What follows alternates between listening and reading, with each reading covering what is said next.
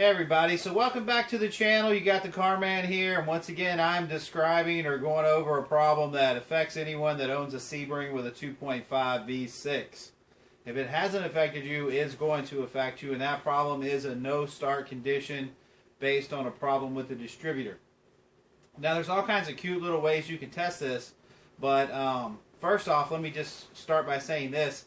The easiest way to diagnose this particular car is to get down to where you can take the distributor out and where you have clean access to it, and you'll understand that in just a second, because in that distributor is also the coil, is also the cam, and it's all the cam sensors, all that's built into it, and plus to test your auto shutdown relay, that's part of the system as well. Alright, so let's start by just saying, what do you got to do to access this distributor? Okay, you got to take a few parts off. I'm going to pause, reposition the camera so I can show it to you. Okay, pause. Okay, guys, so next thing I want to tell you, you notice right here we got the upper intake. This is a few bolts here on the front. You can see it's pretty simple. It's like a 12mm fastener, a couple little TPS, and a few other little things you unplug, a couple hoses. Anyway, you want to just go ahead and remove this out of the way because, guys, it is almost impossible to work on this thing, especially the size of my hand. See how big my hand is? You want to move this plenum out of the way just to get access. Pretty simple. On the back side of this plenum right here, you'll see it's got an EGR pipe. Quick little tip on that. It's got little 8mm that hold it, but I went ahead and just took the whole thing off the bottom here because the bottom, mine right here was already broke, so I didn't want to tamper with it. So I just took off the whole thing. It seems to be a little easier for the angle too. Once again, probably like a little 10mm that's holding it. Alright, so you go through the little aggravating part of this, and you want to get down to what's going on. Alright, the first area we're going to concentrate on is down here. Can you see that camera? Let's see if I can bring it up for them. Alright. Okay.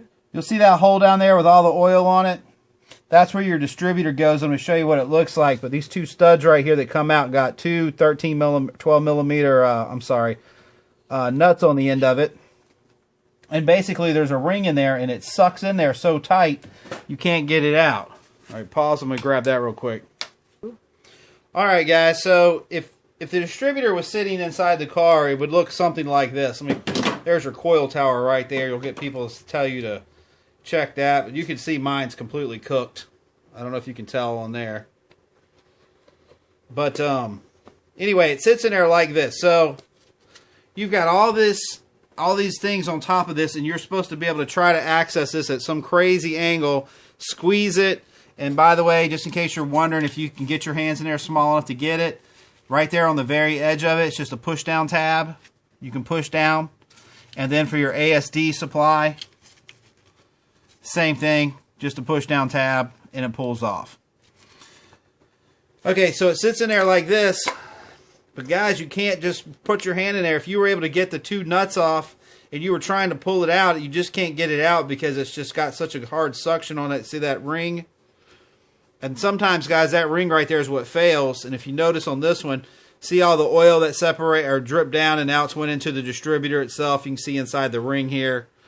I mean, so basically this thing cooked itself to death. Not an uncommon problem, but that's how it goes in. And you just take a screwdriver, tap it on the edge here, and start working out both of the sides. Because if you don't, I'm telling you, if you don't take this out of the way and you don't have those where you have access straight down, can you see right there, camera, where you can get straight down to it? See right here, I can get my hands all over it. Right there, you can. Yeah, you can get the hands all over it, and you have access. Now, it's going to be impossible to see, but if you see the water jacket lines right here, you have a light, maybe might help. It's a very small amount of space to move around. Okay, so there's the light, and you see these water lines right here. I'm going to put my hand on them, if you can even tell. Yeah, there you go. So the crank sensor is located underneath that. It's got a 10mm that slides in there. And that alone by itself is a big enough pain to make you just want to punch babies. I mean, seriously.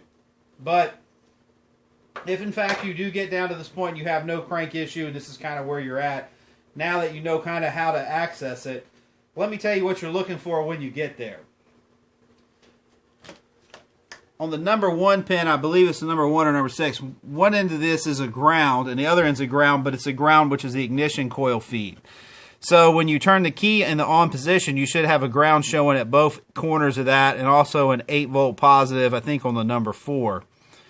But when you go to turn the car over, put the car in the on position, you can just do a quick battery light test, probe this ASD supply. As long as you got power there, your ignition coil is powering up. And to make sure you get the coil feed from the computer, you just put the negative, you put this on a positive and put it on the number 1, turn it over, and as long as you have a flicker, that means you have ignition coil fire. In other words, it's signaling it to do it. While we're looking at this, camera, can you see inside this thing at all? Let's see. I was going to say, put the light on it just Just kind of want to point out this upper side right here. You see how burnt up that is? So you're talking about all the brown. Yeah, see all the brown? See.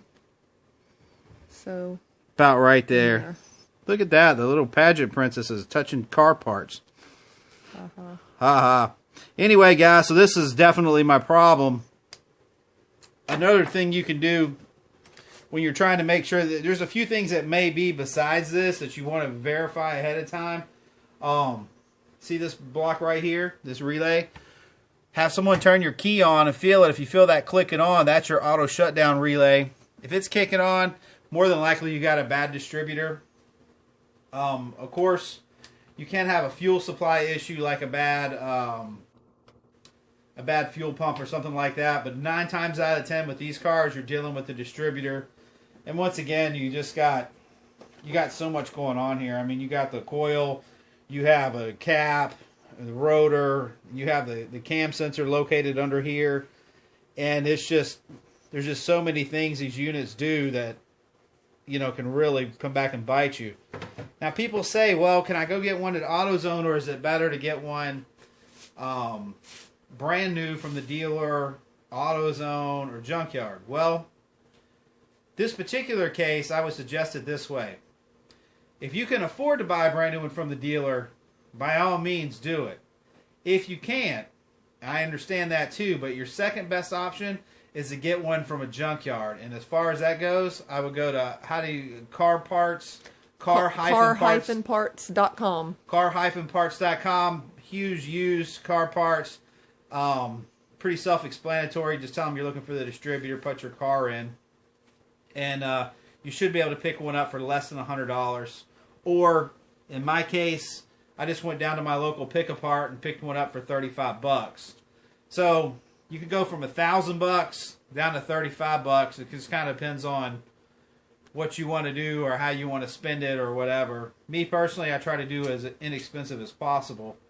Well, one good point with the car-parts.com is that when they put in their location, it will bring up all of the locations closest to them, and they grade their parts, so they know they're getting a good part. If you got a grade A running car and they're taking it off of, you're good to go. Right. One with a blown head gasket or something.